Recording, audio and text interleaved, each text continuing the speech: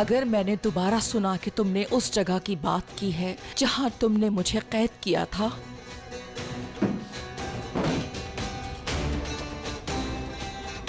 इस तकिए के नीचे की जगह खाली नहीं है।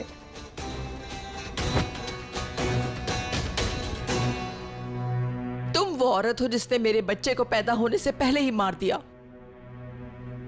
आज भी वो दिन मेरी आंखों के सामने धुंधला नहीं हुआ। जब जब मैं सोचती हूं मुझे तकलीफ होती है।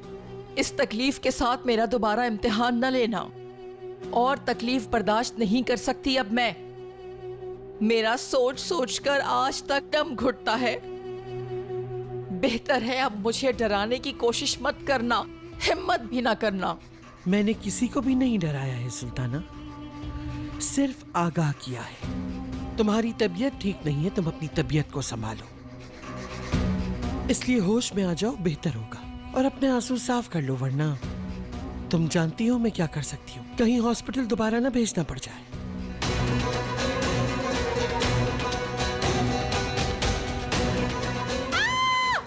हॉस्पिटल की बात मत करना, मत करना। खबरदार बोली तो हॉस्पिटल के बारे में अब कभी मत करना।